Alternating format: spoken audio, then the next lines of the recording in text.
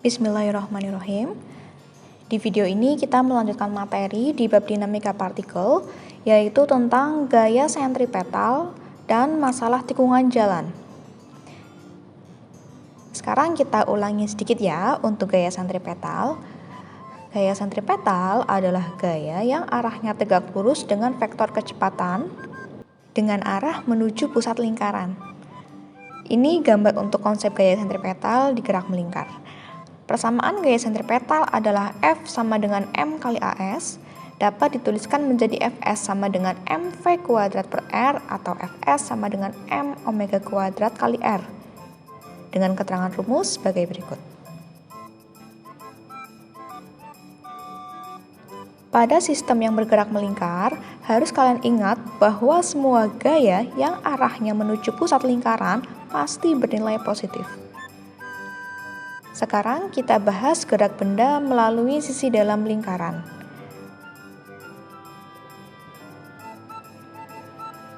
Ada sebuah lintasan lingkaran seperti ini. Sebuah benda yang diikat dengan tali diputar pada lintasan ini. Anggap posisi ini adalah posisi start, yang kita sebut dengan titik A. Di titik A, arah kecepatan linear benda adalah ke kanan seperti ini. Lalu ke bawah bekerja gaya berat W dan gaya normal N ke atas.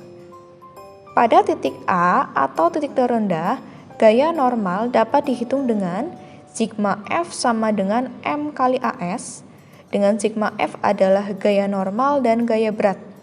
Ingat ya, gaya yang arahnya menuju pusat lingkaran bernilai positif. Jadi, di sini N positif dan W negatif. N min W sama dengan mv kuadrat per R. Pindah ruas menjadi N sama dengan W ditambah mv kuadrat per R. Lalu saat benda bergerak ke titik ini, ia akan membentuk sudut theta terhadap posisi mula-mula. Anggap titik ini sebagai titik B, dengan arah kecepatan linear V tegak lurus terhadap arah gaya sentripetal. Lalu, untuk gaya berat W ke bawah, kita proyeksikan ke arah sini sehingga bernilai W cos theta. Lalu, gaya normal menuju pusat lingkaran. Gaya normal di titik B dihitung dengan sigma F sama dengan M kali AS, di mana gaya yang bekerja N min W cos theta. Karena W menjauhi pusat lingkaran sehingga negatif. N min W cos theta sama dengan mv kuadrat per R. Pindah ruas menjadi N sama dengan W cos theta ditambah mv kuadrat per R. Lalu saat berada di titik ini, yaitu kita sebut dengan titik C, di mana arah kecepatan linear ke kiri seperti ini, dan tentu saja ada gaya berat W ke bawah dan gaya normal N yang ke bawah juga, yaitu menuju pusat lingkaran. Maka di titik C atau di titik tertinggi, gaya normalnya dihitung dengan sigma F sama dengan M kali AS, N dan W sama-sama menuju pusat lingkaran, sehingga positif semua. N plus W sama dengan mv kuadrat per R. Pindah ruas menjadi N sama dengan mv kuadrat per R min W. Kemudian kita bahas gerak benda melalui sisi luar lingkaran. Misal ada sebuah bukit dengan jari-jari kelengkungan R. Lalu di atasnya ada sebuah mobil. Titik puncak ini dianggap sebagai titik A. Bekerjalah gaya berat W yang arahnya ke bawah dan gaya berat normal N yang arahnya ke atas. Di titik ini maka berlaku sigma F sama dengan M kali AS, di mana N arahnya ke atas menjauhi pusat lingkaran. Maka bernilai negatif. W min N sama dengan mv kuadrat per R. Pindah ruas N sama dengan W min mv kuadrat per R. Lalu ketika mobil menuruni bukit, terbentuk sudut theta seperti ini. Anggap ini adalah titik B. Mobil ini memiliki gaya berat W yang arahnya ke bawah. Kita proyeksikan gaya berat di arah ini W cos theta lalu ada gaya normal ke atas, maka di titik B berlaku sigma F sama dengan M kali AS, W cos theta min N sama dengan MV kuadrat per R, pindah ruas N sama dengan W cos theta min MV kuadrat per R. Selanjutnya gerak benda yang diputar horizontal, seperti ini. Ada gaya tegangan tali T yang bekerja menjauhi benda dan menuju pusat lingkaran. Dengan arah kelajuan V seperti ini, gaya sentripetal di sini akan sama dengan gaya tegangan talinya. Sigma F sama dengan M kali AS, T sama dengan MV kuadrat per R. Pembahasan selanjutnya adalah masalah tikungan jalan. Pertama, kita bahas jalan datar kasar. Seperti yang kita tahu bahwa gaya sentripetal Fs sama dengan MV kuadrat per R dan gaya gesek Fs sama dengan mu S kali N. Pada jalan datar kasar, gaya sentripetal bernilai sama dengan gaya geseknya. Fs sama dengan Fs. MV kuadrat per R sama dengan mu S kali Mg. Gaya normal kan rumusnya sama seperti gaya berat, jadi dijabarkan mu S Mg. M bernilai sama, maka bisa dicoret, sehingga menjadi V kuadrat per R sama dengan mu S kali G, dikali silang, maka akan didapat V max sama dengan akar R kali G kali mu S. Ini adalah persamaan menentukan kecepatan maksimum mobil agar tidak tergelincir di jalan datar kasar dengan keterangan rumus sebagai berikut.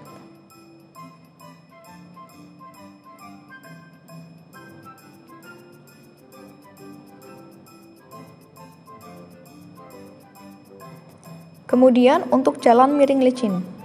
Untuk penurunan rumus silahkan kalian pelajari di buku paket Martin ya. Ini langsung ke rumus jadinya saja. Untuk di jalan miring licin, rumus yang digunakan adalah V max sama dengan akar RG tan theta, di mana theta adalah sudut kemiringan jalan. Terakhir ada jalan miring kasar, persamaan yang berlaku V max sama dengan akar R kali G dikali mu S ditambah tan theta per 1 min mu S kali tan theta. Oke, sekarang kita ke soal dan pembahasan. Yang pertama, tikungan pada sebuah jalan memiliki jari-jari kelengkungan 60 meter. Jalan tersebut dimiringkan sedemikian hingga tanpa gesekan pun, mobil selalu dapat membelok tanpa slip pada kelajuan 25 meter per sekon. Pada sudut berapakah jalan itu harus dimiringkan? Diketahui G sama dengan 10 meter per sekon kuadrat. Dari soal ini, diketahui jari-jari kelengkungannya 60 meter, kecepatan maksimum mobil 25 meter per sekon, dan G 10 meter per sekon kuadrat. Yang ditanya adalah sudut kemiringannya, θ-nya berapa. Nah, di soal ada kalimat tanpa gesekan pun mobil dapat membelok ya. Artinya ini adalah licin. Jadi kita menggunakan rumus jalan miring licin. Jadi V max sama dengan akar RG tan theta. Kita kuadratkan kedua ruas untuk menghilangkan akar.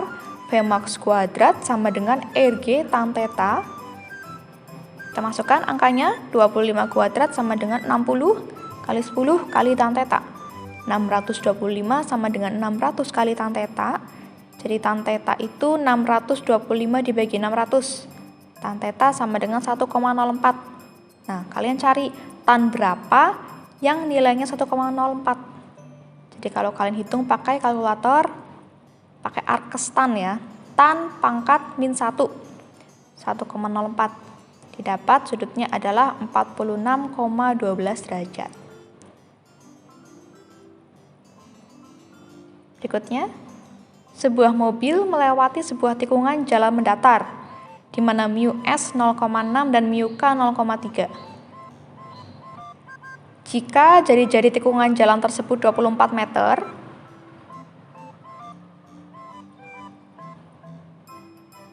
Maka kecepatan maksimum mobil tersebut agar tidak tergelincir adalah, diketahui ada mu S, ada mu K, dan ada R. Yang ditanya Vmax-nya berapa. Nah, soal ini berarti dia ada di jalan datar kasar ya, tidak ada sudut kemiringan, berarti dia jalannya datar. Kita pakai rumus jalan datar kasar. Vmax sama dengan akar RG mu S. Vmax sama dengan akar 24 kali 10 ke 0,6. Jadi Vmax-nya itu akar 144. Didapat Vmax 12 meter per sekon. Soal ketiga, sebuah mobil bermassa 4 ton melewati sebuah tikungan jalan. Poros tengah-tengah jalan merupakan bagian lingkaran horizontal dengan jari-jari kelengkungan 24 meter. Jika kemiringan jalan 37 derajat dan koefisien gesekan statis jalan adalah 3/16, kecepatan maksimal mobil yang diperbolehkan dalam meter per sekon adalah, diketahui ada massa 4 ton, jari-jarinya 24 meter, tetanya 37 derajat, mu S-nya 3/16. Kalau dirubah ke dalam desimal 0,1875. Yang ditanya Vmax-nya berapa. Nah, di soal ini ada sudut kemiringan, berarti jalannya miring. Kemudian ada koefisien gesek statis, berarti kasar. Kita gunakan rumus jalan miring kasar, yang rumusnya panjang. Vmax sama dengan akar RG kali mu S ditambah tan theta per 1 min mu S kali tan theta. Kita masukkan angka-angkanya. Akar 24 kali 10, 0,1875 ditambah tan 37 per 1 min 0,1875 dikali tan 37. 24 kali 10 itu 240, kemudian tan 37 itu 0,75. Dimasukkan seperti ini. Kemudian dihitung di jumlah yang dalam kurung atas itu dijumlah dan dalam kurung di bawah dikalikan. Menjadi seperti ini. Jadi Vmax sama dengan akar 234 per 0,86. Vmax itu akar 272. Hasilnya adalah 16,5 meter per sekon. Selanjutnya, sebuah bola bermassa 0,6 kg diikat pada ujung seutas kawat dan diayun dalam suatu lingkaran vertikal. Panjang kawat adalah 2 meter. Pada saat tali membentuk sudut theta, laju bola adalah 6 meter per sekon dan tegangan kawat adalah 12,8 Newton. Tentukan nilai theta. Diketahui M, R, V, dan T. Yang ditanya theta. Jadi ada benda ya diikat dengan kawat seperti ini. Dia ada di suatu lingkaran vertikal. Dengan sudut yang terbentuk adalah theta. Dia punya gaya berat ke bawah. Kita proyeksikan menjadi W cos theta. Kenapa cos? Karena theta di sini juga sama ya. Nilainya juga theta. Jadi yang theta hitam itu dengan theta merah di sini bernilai sama. Karena menghimpit menggunakan W cos theta. Kemudian ada tegangan tali yang arahnya menuju pusat lingkaran. Sehingga sigma F sama dengan M kali AS. Gaya yang bekerja ada T dan W cos theta. T menuju pusat lingkaran sehingga positif dan W cos theta menjauhi pusat lingkaran sehingga negatif.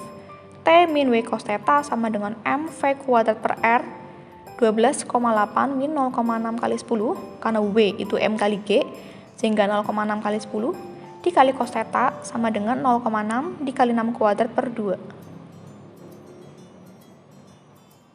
Yang ruas kanan dihitung dulu jadi 12,8 min 6 cos theta sama dengan 10,8. Kemudian pindah ruas, 6 cos theta sama dengan 12,8 dikurangi 10,8. 6 cos theta sama dengan 2, jadi cos theta itu 2/6 disederhanakan menjadi 1/3. Jadi cos berapa? Yang nilainya 1/3. Pakai arkes cos ya, cos pangkat min 1 dari 1/3, yaitu 70,53 derajat.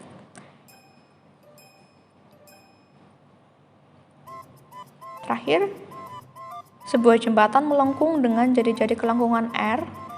Titik pusat kelengkungannya ada di bawah jembatan.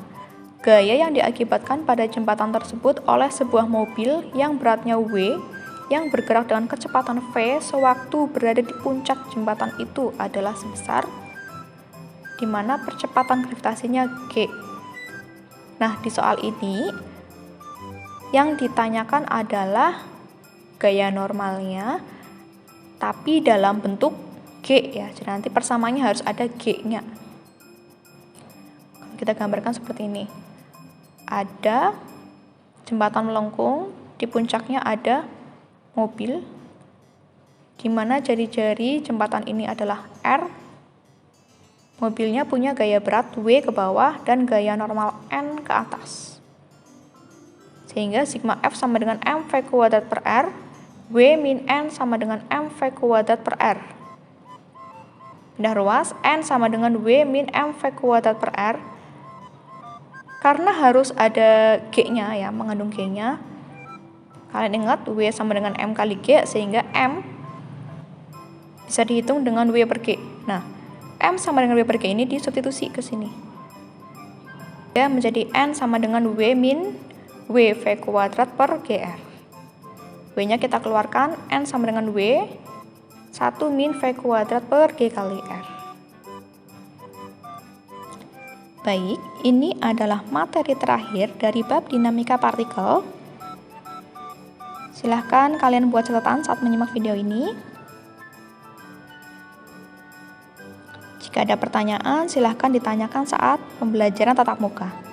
Terima kasih.